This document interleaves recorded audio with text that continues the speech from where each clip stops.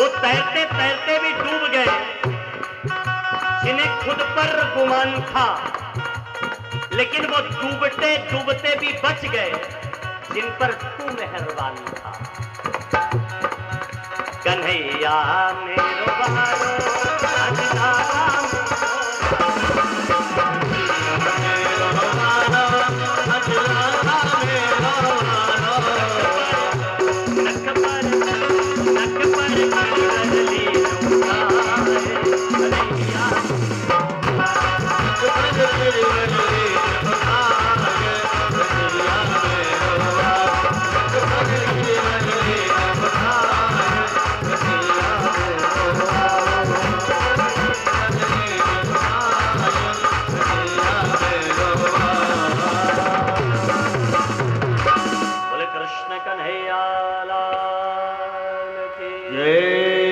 कन्हैया मेरो वारो हज लाला मेरो वारो, कन्हैया मेरो वारो हज लाला मेरो वारो।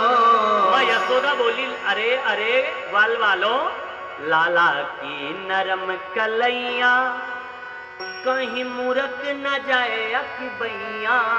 लाला की नरम कलैया कहीं मुरक न जाए अकबैया।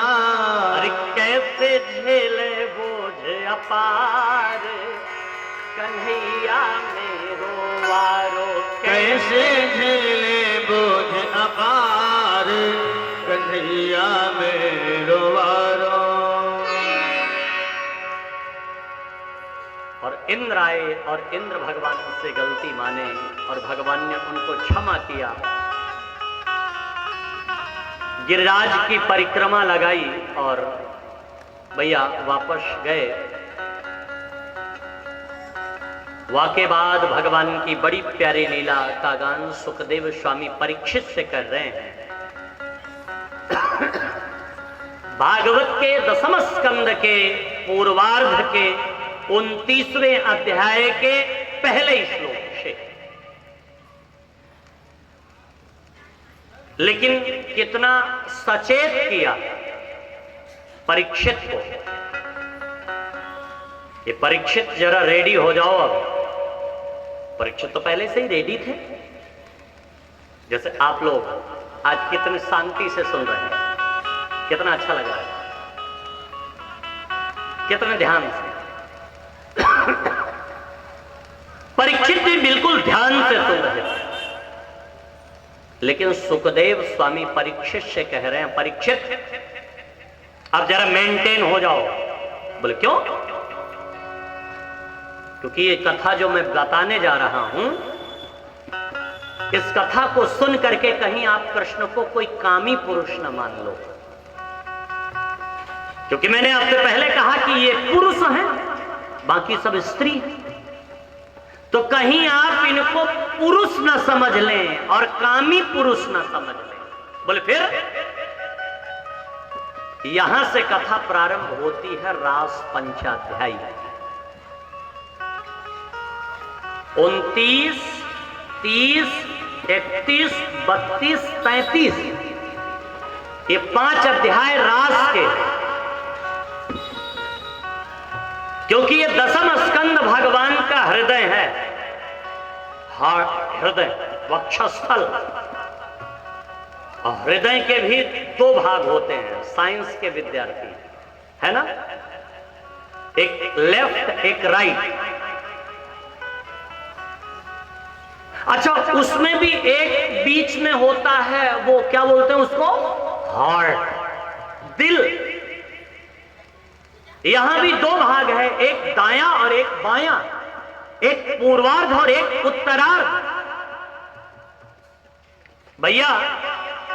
और उसमें भी एक ऐसा स्थान है जो हार्ट है, भागवत का दिल जिसे।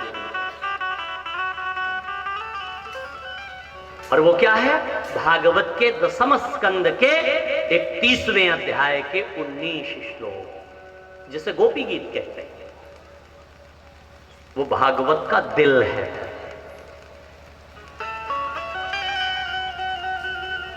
परीक्षित इसे किसी कामी पुरुष की लीला मान करके मत सुनना, ये भगवान की लीला है।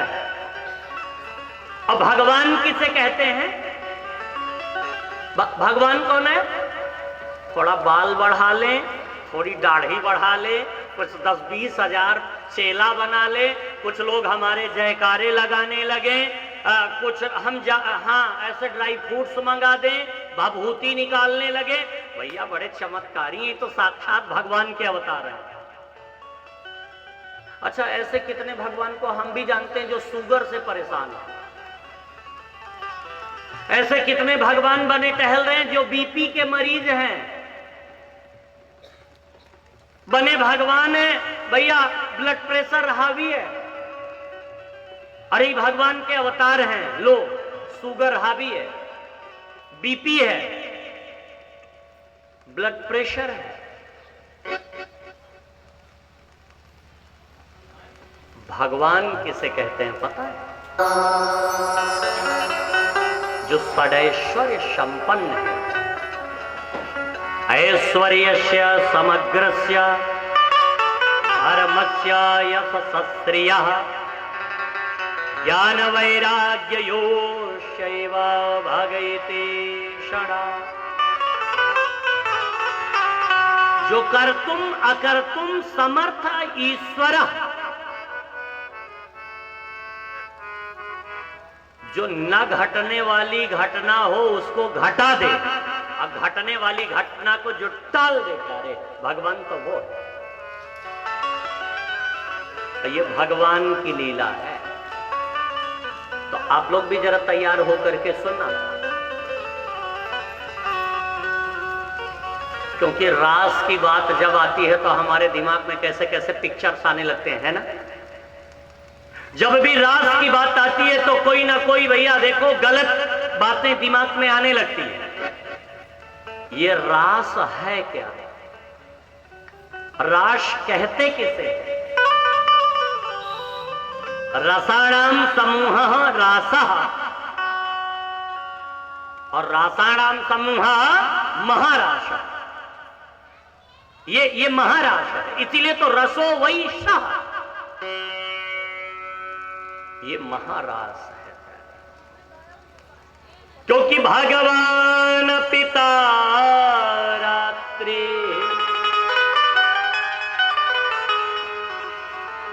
सरदोत्फुल्लमल्लिका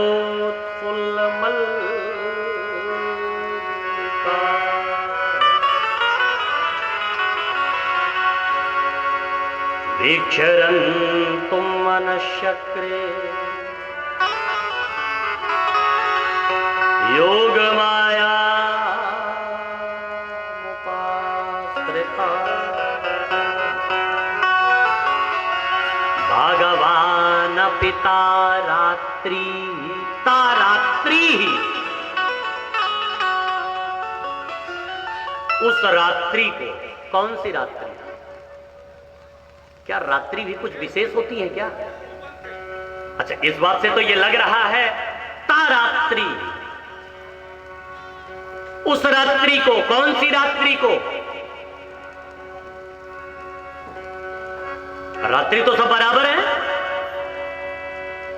लेकिन इस बात से यह लग रहा है कि किसी विशेष रात्रि की बात बताना चाहते हैं।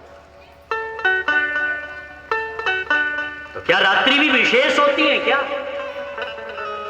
हाँ, होती है। अच्छा, 4 रात्रियों का बड़ा विशिष्ट वर्णन है हमारे शास्त्रों में। 4 रात्रियों का बड़ा विशेष वर्णन किया है शास्त्रकारों ने। और ध्यान देना जरा, हमारे यहां पुरुषार्थ चतुष्टय का कितना सुंदर निरूपण किया है भैया। और धर्म का अवतार जब होता है तब भी 4 धर्म का अवतार कौन माना गया है? रामो विग्रहवान धर्म। वहां विचार राम, भरत, लक्ष्मण शत्रुघ्न, 4।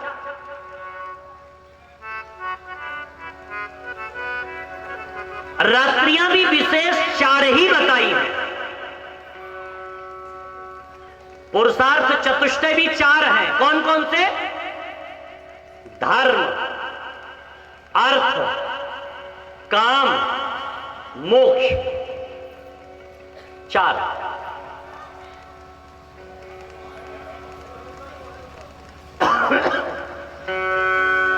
और संयोग से शास्त्रों में रात्रियों के भी वर्णन 4 ही हैं। कौन कौन से? पहली है नवरात्रि, दूसरी है शिवरात्रि, तीसरी है कालरात्रि, दीपावली वाली रात, और चौथी है शरद पूर्णिमा की रात्रि। ध्यान दे जरा, एक है धर्म की रात्रि, एक है अर्थ की रात्रि, एक है काम की रात्रि, और एक है प्यारे मोक्ष की रात्रि।